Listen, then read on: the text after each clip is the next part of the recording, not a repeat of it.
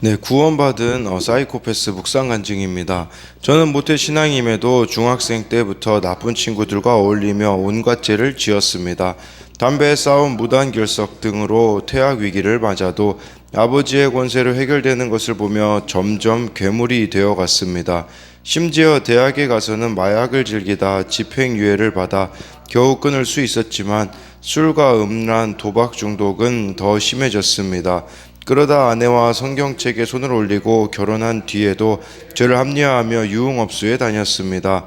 이런 저 때문에 마음고생을 하던 아내가 큐티하는 공동체에 나가기 시작했습니다. 그런데 언젠가부터 아내는 제가 늦게 들어와도 화를 내지 않았습니다. 그리고 교회 소그룹 모임에 함께 나가면 편하게 술 마시고 골프 치게 해준다고 약속해서 저도 아내를 따라 모임에 나가게 되었습니다. 당시 아내는 저 때문에 힘들어서 정신과 치료를 받고 있었는데 남편인 저의 검사도 필요하다고 해서 저 또한 심리검사를 받았습니다. 그리고 저는 반사회성 인격장애 사이코패스 진단을 받았습니다. 이는 죄를 지어도 죄의식이 없어 약으로도 치료가 안 된다고 했습니다. 그 후 저는 아내와 공동체의 권유로 교회에서 양육을 받고 모든 예배에 참석하면서 제가 죄인인 것을 조금씩 깨닫게 되었습니다. 그러다 어느 주일 예배에서 예수님을 영접하게 되었고 술과 담배, 도박 등 모든 중독이 끊어지는 은혜를 입었습니다. 그리고 2, 3년 후 다시 심리검사를 받게 되었는데 뜻밖에도 저에게 문제가 거의 없다는 검사 결과를 받았습니다. 선생님에게 결과가 이렇게 바뀔 수도 있는지 물으니 선생님도 놀라면서 잘 모르겠다고 하였습니다. 저는 오늘 본문에 나오는 그 남은 사람들과 같이 예수님을 조롱하고 멸시했던 자입니다. 하지만 멀리서 바라보던 여인들과 같은 공동체 지체들과 아내의 사랑과 믿음으로 십자가의 부활을 믿게 되었습니다. 저와 같은 사이코패스도 구원해 주신 예수님의 십자가 사랑을 기억하며 맡겨주신 사명을 잘 감당하겠습니다. 적용하기입니다. 아들과 함께 청소년 큐티인으로 큐티하며 예수님을 전하겠습니다. 장인 어른의 제사 전 처갓집 식구들과 다 같이 예배를 드리겠습니다. 네, 여기 나와 있는 이렇게 구원받은 사이코패스라는 이런 제목의 묵상간증에 보면 정말 자신이 이렇게 검사를 받아봤을 때 사이코패스라는 진단을 받고 약으로도 치유가 안 된다라는 것이 결국 공동체에 속해 가면서 자신의 죄인됨을 깨달아지자 중독이 끊어지고 또 문제가 거의 없다는 검사 결과를 이후에 받게 되었다라고 하잖아요. 이처럼 참 십자가가 모든 사람을 회복시킬 수 있는 능력임을 우리는 기억해야 합니다. 오늘은 마태복음 27장 45절부터 56절까지 말씀인데요. 45절에요. 제6시로부터 온 땅에 어둠이 임하여 제9시까지 계속되더니 라고 해서 제6시면 우리나라 시간으로는 12시이고요. 제9시면 오후 3시입니다. 그러나 예수님이 십자가에 못 박히신 것은요, 오전 9시부터 오후 3시였음을 다른 복음서에 보면 알 수가 있는데, 그런데 이 12시부터 3시까지는 온 땅의 어둠이 이렇게 임하는 시간인 거죠. 그러니까 빛이 임하려면요, 가장 짙은 어두움이 먼저 다가오게 된다라는 사실입니다. 그러니까 온 땅의 어둠이만 6시부터 9시까지 이 3시간은 특히 예수님께는 그런 시간이었겠죠. 어떤 시간이냐, 숨이 차라리 끊어졌으면 좋은 그런 힘든 3시간이라고 볼 수가 있습니다. 우리도요, 십자가 지고 참 십자가에 이렇게 매달리는 것과 같은 사건들이 찾아오잖아요. 그러면 참 숨도 쉴 수 없을 만큼 힘든 고난이 우리들에게 있음을 보여주는 것이라고 할 수가 있습니다. 그래서 이 45절에 대한 적용 질문도요, 나에게 숨도 쉴 수 없을 만큼 힘든 고난이 무엇이 있습니까? 네, 이때도 우리가 참 잘 십자가를 져야 된다라는 것을 기억해야 합니다. 너무 고통스러우셔서요, 46절에 보니까요, 제9시쯤에 예수께서 크게 소리질러 이르시되 엘리 엘리 라마 사박다니 하시니 이는 곧 나의 하나님 어찌하여 나를 버리셨나이까 하는 뜻이라 라고 이렇게 말씀해 주고 있습니다. 예수님께서요 엘리 엘리 라마 사막단이라고 크게 외치셨어요. 근데 이 뜻은 나의 하나님 어찌하여 나를 버리셨다라는 뜻인데, 근데요 이게 어디 나오냐면 시편 22편 1절에 나옵니다. 내 하나님이여 내 하나님이여 어찌 나를 버리셨나이까, 어찌 나를 멀리하여 돕지 아니하시오며 내 신음소리를 듣지 아니하시나이까.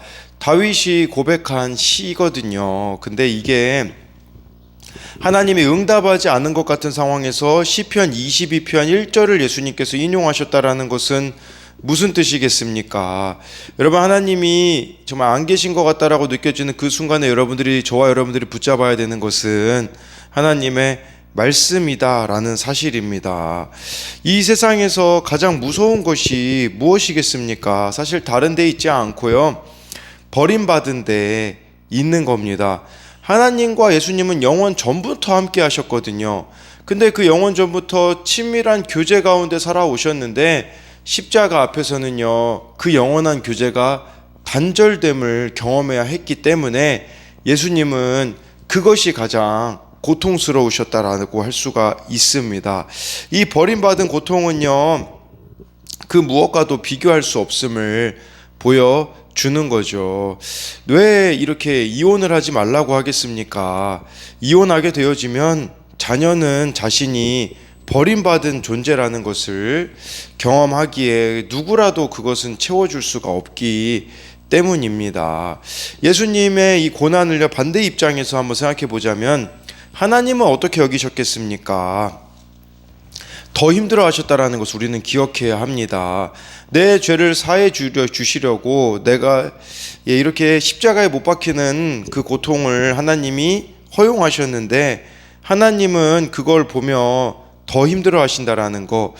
저와 여러분들도요 이렇게 참 십자가 지는 적용을 할 때에 힘들죠. 근데 이런 상황에서 내가 왜 십자가를 져야 되나 싶을 수 있겠지만, 근데 그 모습을 보며 하나님은 나보다 더 힘들어 하신다라는 것을 기억해야 합니다. 예수님도 고난 가운데서 이 시편 말씀을 인용하셨듯이 우리의 인생 또한 말씀대로 되는 것임을 기억해야 합니다. 46절에 대한 적용으로는요, 버림당한 고통 가운데서도 말씀을 이루어 갑니까? 내가 십자가에 달리는 상황에서 내려놓아야 할 것은 무엇입니까? 네, 47, 48절 보면요, 거기 섰던 자 중 어떤 이들이 듣고 이르되 이 사람이 엘리야를 부른다 하고, 48절에 그 중에 한 사람이 곧 달려가서 해면을 가져다가 신 포도주에 적시어 갈대에 꿰어 마시게 하거늘 이라고 해서요, 네, 엘리야를 부른다, 이렇게 못 알아듣는 사람들이 너무나 많이 있음을 보게 되어집니다. 우리가 십자가 져도요 이처럼 끝까지 못 알아듣는 사람들 있습니다. 그럼에도 불구하고 우리가 십자가를 잘 져야겠죠. 48절에요, 신 포도주는 예수님이 마십니다. 어제 말씀해 보면요, 모략을 탄 포도주는 받지 않으셨습니다. 왜냐하면 모략이라는 것이 그 마취 효과가 있었기 때문에 이 십자가 고난을 면제해 주는 것은 예수님은 다 거부하셨습니다. 이 신포도주는요 어느 정도 갈증을 해소하기 위함인데, 이 신포도주를 예수님이 받으신 것도요 우연이 아니라 시편 69편 21절에 나와 있습니다. 그들이 쓸개를 나의 음식물로 주며 목마를 때에는 초를 마시게 하였사오니 라고 해서요, 목마를 때 초를 마시겠다, 이게 신포도주를 뜻하는 것이거든요. 그러니까 예수님이 십자가에서 죽으신 게 우연인 것 같으나 우연이 아니라 말씀을 이루는 것임을 이렇게 보여주는 것이라고 할 수가 있습니다. 49절 50절에 보면요, 그 남은 사람들이 이르되 가만두라, 엘리야가 와서 그를 구원하나 보자 하더라. 50절에 예수께서 다시 크게 소리 지르시고 영원히 떠나시니라 라고 해서요, 고난 중에 예수님이 엘리 엘리 라마 사박단이라고 하니까 사람들은요 완전히 실패했다고 생각을 했던 거죠. 그래서 동정도 하고 내버려 두라고 조롱하며 멸시했습니다. 그때 예수님은 크게 소리 지르시고 돌아가셨는데, 이때 뭐라고 크게 소리 지르셨을까요?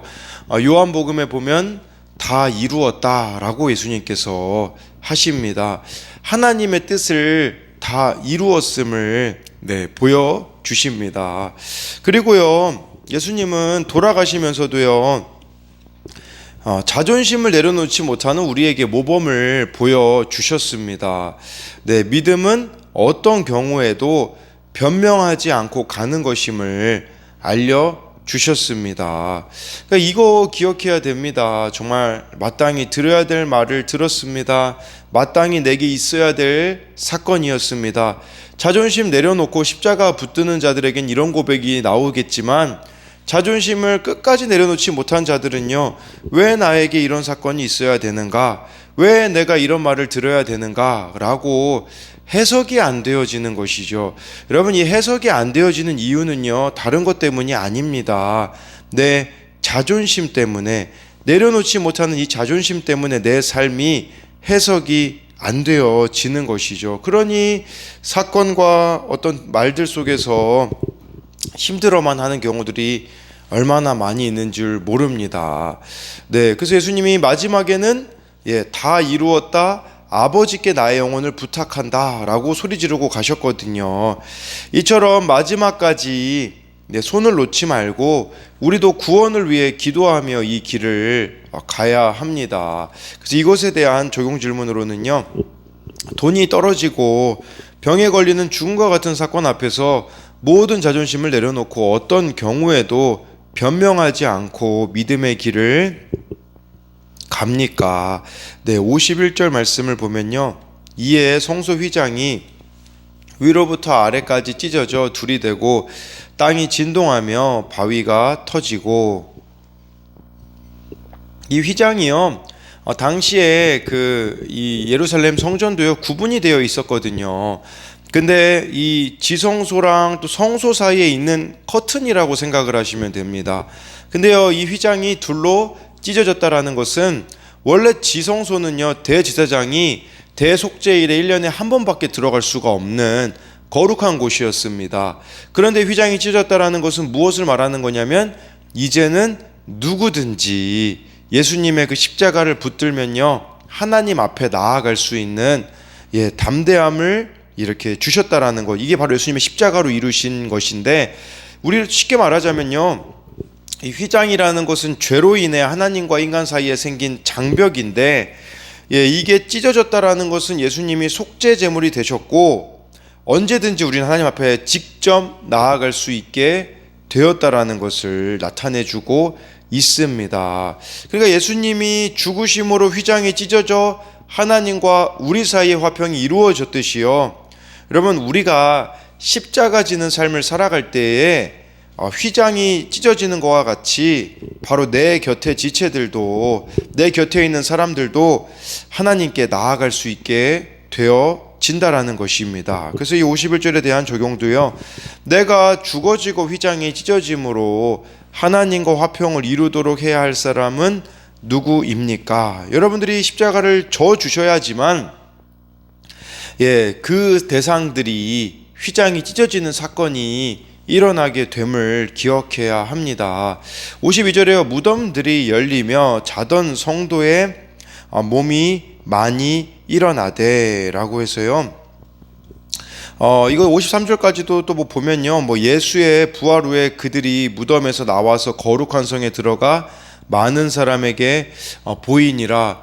이게 예수님이 딱 죽으셨을 때 사람들이 막 갑자기 살아났다, 이런 관점으로도 볼 수 있는데요, 사실 그런 것보다도요, 마태가 지금 이 마태복음을 기록했을 때는요, 이미 거의 예수님이 죽으신 후에 한 50년, 60년 후에 기록이 되었습니다.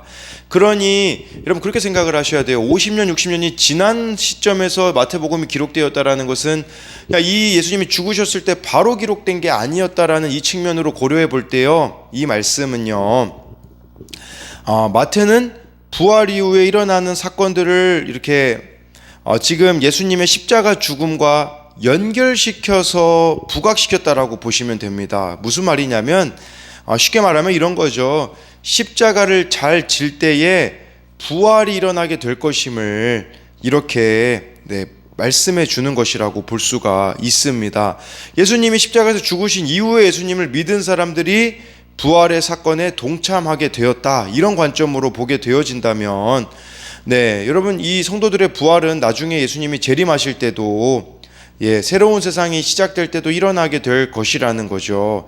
그러니 예수님의 죽음은 이 부활의 길을 열었으며, 마태는 선지자적인 시각으로 현재 이 부활이 일어나는 것처럼 강조하고 있는 것이라고 우리가 볼 수가 있는 것입니다. 그러니 우리가 이 세상에서 정말 십자가를 잘 지고 예수님을 따라갈 때에 부활의 사건이 현재적으로 우리가 살아가는 삶 속에서 일어날 수가 있음을 보여주고 있는 것이죠.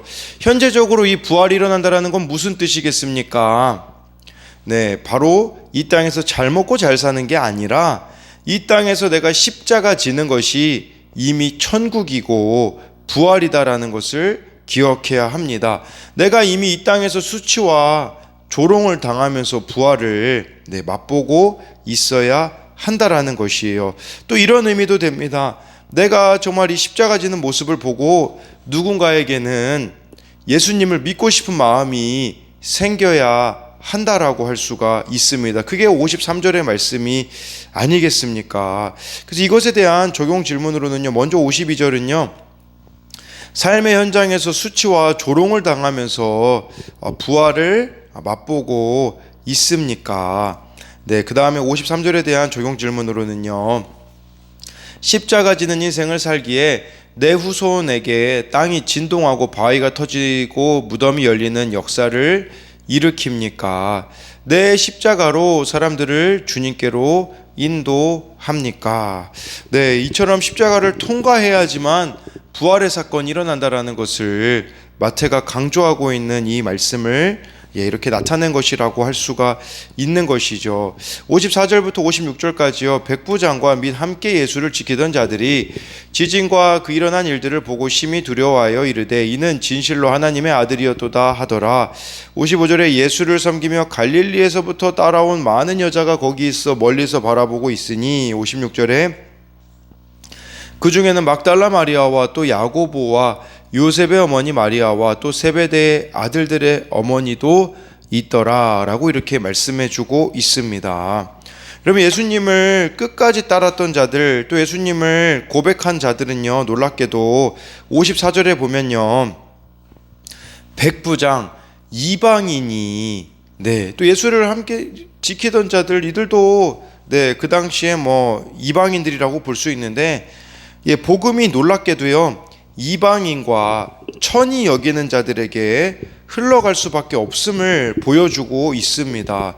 이방인인 백부장, 예수님을 지키던 자들이 예수님이 하나님의 아들이었다라고 고백하고 있습니다. 여러분, 이처럼 복음은 비천한 곳으로 흘러간다라는 거. 근데 우리는 이미 편견을 가지고 백부장 같은 자들, 이방인과 같은 자들을 사실은 우리는 가까이 하는 것을 불편해하고 있지는 않습니까? 그러나 복음은 이들에게 향하고 있다라는 것이겠죠.